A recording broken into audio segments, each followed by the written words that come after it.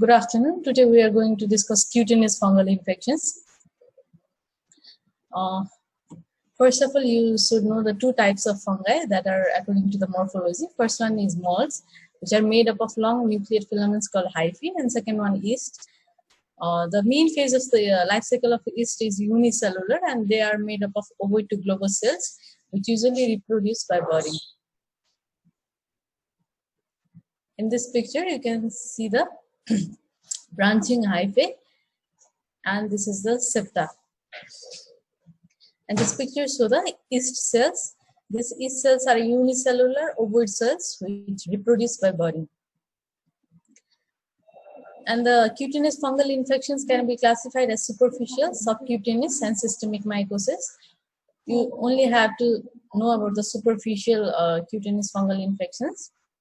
The common superficial cutaneous fungal infections are dermatophytosis, which are tinea infections, candidiasis, which is also known as moniliasis. Candidiasis can be cutaneous and chronic mucocutaneous, and pityriasis. It causes pityriasis versicolor and pityrosporum folliculitis. It is first of all, we are going to discuss dermatophytosis. It is caused by dermatophytes, and the dermatophytes are the fungus which belong to the group molds. Means it is composed of hyphae. And there are three genera of dermatophytes. First is Epidermophyton. Epidermophyton affects skin and nail. Second one is Microsporum, which affects skin and hair. And Trichophyton affects all the three structures: skin, nail, and hair.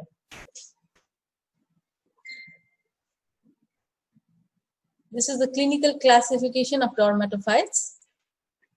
Tinea of the feet are called Tinea pedis, tinea of the hands, Tinea manum, tinea of the nails, Tinea unguium, tinea of the groin, Tinea cruris, tinea of the smooth skin, Tinea corporis, tinea of the scalp, Tinea capitis, tinea of the beard, Tinea barley, and the dermatophytic reaction, which are the generalized allergic reaction to the antigens of dermatophytes. Now this picture shows Tinea corporis. The characteristic lesions of the Tinea corporis are annular, which means it has raised edges and central clearing, and the edges are scales. And some inflammatory lesions may show pustules or vesicles. This is also showing Tinea corporis in a black skin.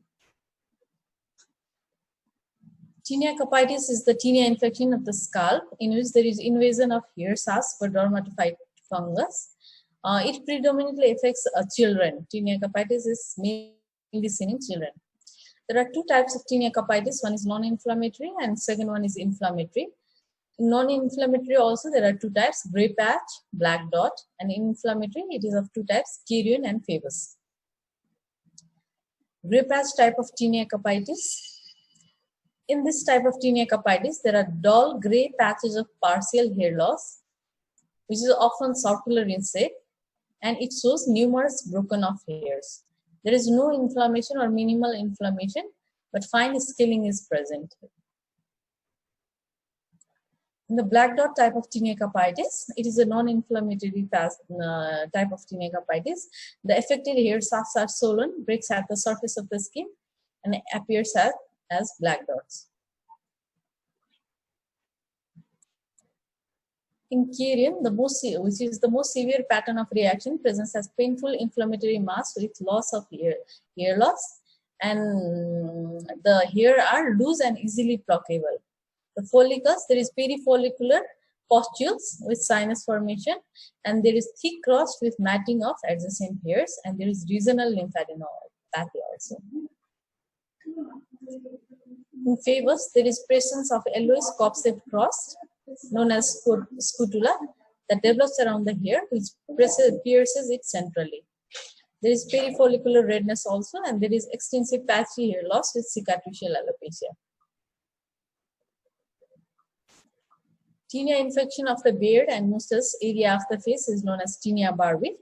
It presents with inflammatory pustular folliculitis, in which the hairs of the beard and mustache regions are surrounded by inflammatory papules and pustules, and there is usually exudation or crusting. And tinea faciae, it is the infection of the skin of the face with dermatophyte fungus. Tinea faciae is a term given to the involvement of face except the mustache and beard area of the adults in the male. There is another term called tinea pedis. It is the tinea infection of the feet or toes, and occlusion of the toe clips predisposes to this condition. In tinea pedis, there is intertriginous dermatitis characterized by peeling, maceration, triggering, which affects the lateral toe clips, and sometimes it involves to spread the undersurface of the toes also. It is commonly associated with nail infection also. And these are the pictures of, this was the picture of intertriginous tinea pedis. And this is the picture of bullous tinea pedis, in which you can see bulla with exudation. And this is the picture of hyperkeratotic tinea pedis. In tinea menum, there is infection of the skin of the hand, either ventrum of the skin or dorsum of the skin. If the palmar surface is involved, there is hyperkeratosis along with the accentuation of flexural creases, and it is usually unilateral involvement. You can see there is palmar involvement, and if the dorsum of the hand is involved, the typical lesion of the tinea manum is annular, as that of tinea corporis. Tinea cruris is the tinea infection of the groins, and in this disease, tinea cruris, there is extension of the lesions to thighs also. And the tinea unguim, it is the invasion of nails by dermatophyte species. It is also called onychomycosis. Onychomycosis is a broad term, but if it is the nail infection is caused by dermatophytic fungus, it is called tinea unguim. There are 5 distinct patterns of tinea unguim. First one is distal and lateral subungual onychomycosis, which is the most common type. Second one is superficial white onychomycosis. It's mostly seen in immunocompromised patients. And third one is proximal subungual onychomycosis. Fourth one, Indunix onychomycosis, and fifth one, totally dystrophic onychomycosis. In this picture, you can see the distal and lateral subungual onychomycosis, in which there is involvement of nail plate with hyperkeratosis. You can see always discoloration with hyperkeratosis. The nails are brittle here. This is a superficial white onychomycosis. You can see superficial white patches. And this is the proximal subungual onychomycosis, which is seen in immunocompromised patients. For the diagnosis of the dermatophyte infection, usually it is clinical diagnosis, but you can do QS also. In QS, you can see hyphae in case of tinea corporis, cruris, and in case of tinea cupitis, you can see hyphae and spores. And there are other identification methods also, cultured PCR, which are less frequently performed. And for the management or treatment, there are general measures, which is improvement of hygiene, avoidance of sharing towels, cloths, avoidance of soap. Usually it is known that soap increases the alkalinity of the skin and promotes fungal growth. So avoidance of the soap. In the treatment, drug treatment, there are 2 drugs, either topical or systemic. The topical therapies most commonly used are imidazoles. There are 3 groups of, there are various groups of antifungals, but there are mainly 3 groups, azoles, allylamines, and purines. And imidazole falls under the group azoles. The common imidazoles that are used are clotrimazole, loliconazole, miconazole, sortoconazole, ketoconazole, and the allylamines, they are terbinafine and butanafine.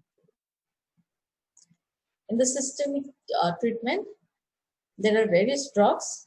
First one, griseofulvin. Griseofulvin is the drug of choice for tinea cupitis, but it is rarely used for other areas of tinea infection, but it is a drop of choice for tinea capitis. The dose is 10 to 15 mg per kg per day. It is usually given for 4 to 8 weeks for tinea capitis. Another drug is fluconazole. It is less commonly used these days.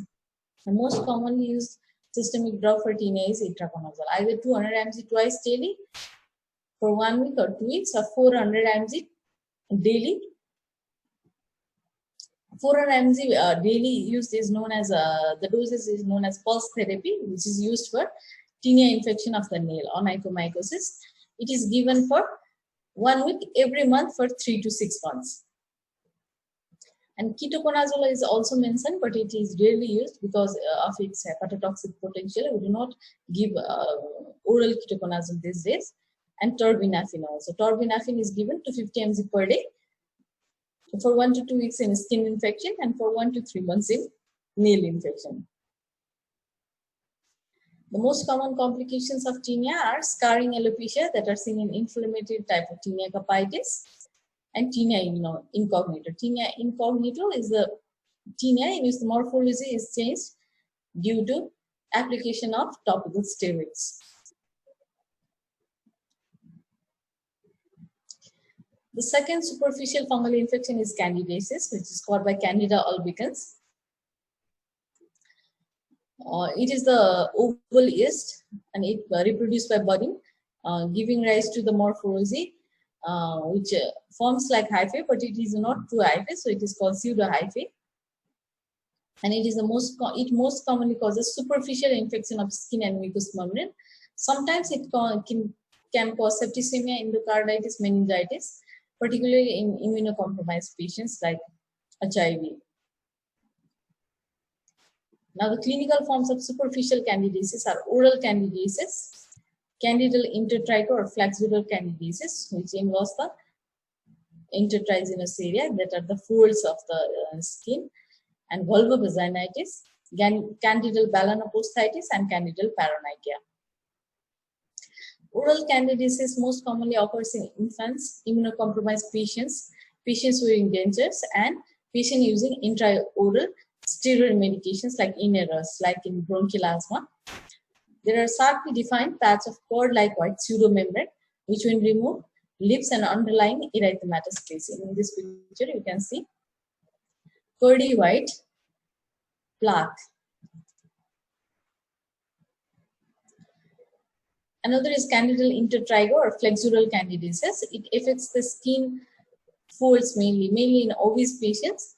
The lesions are typically moist, erythematous area, which are eroded with irregular edges, and there are satellite lesions also, papules and pustules.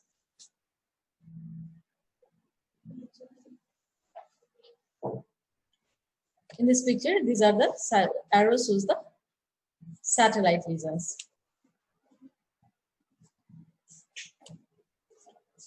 This is the candidal intertrigo, which are the macerated white areas seen in wave spaces.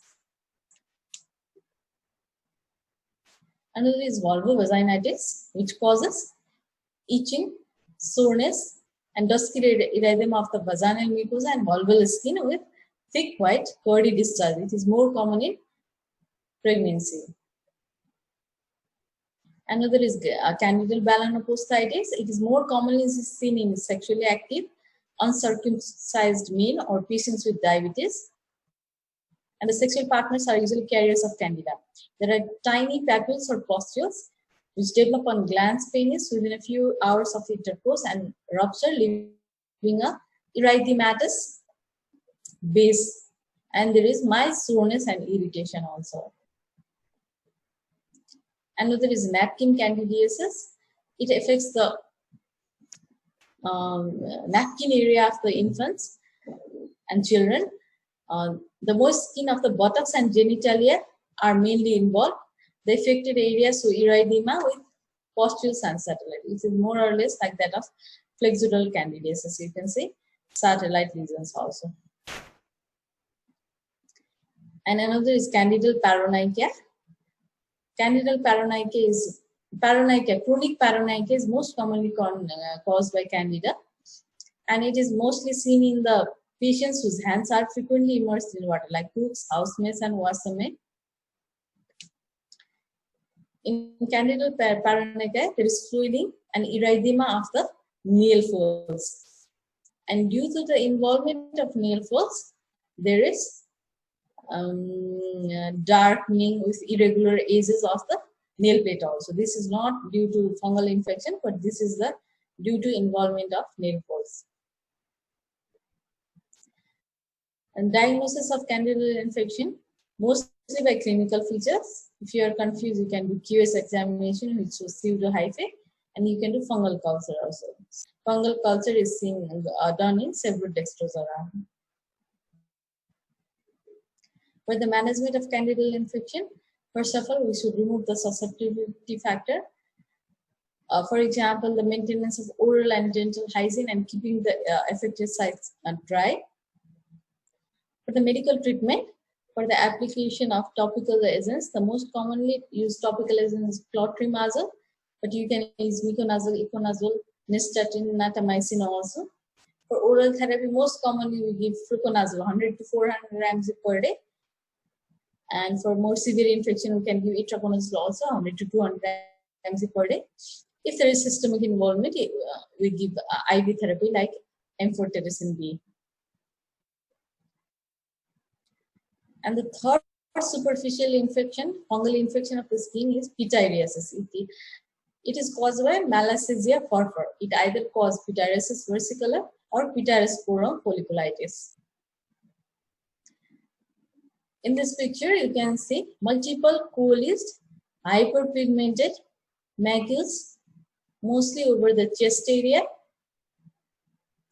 Mostly over these lesions are mostly seen in seborrheic that are chest, face, and upper trunk, but it is the extensive lesion over the trunk. And there is brany scales also. Very few scales which appear on scratching. These are called brany scales. Diagnosis of pityriasis can be done by the clinical features. Most of the time we do by clinical features. And we can do QH examination also, which shows spaghetti and meatball appearance of pityriasis versicolor. You can do fungal culture also in several dextrosauria and dermatophytic test medium. This is the spaghetti meatball appearance of pityriasis versicolor. These small balls are called meatballs. It mimics meatballs, so they are called meatballs. And these are the broken hyphae. It mimics spaghetti. So this is called spaghetti and meatball appearance.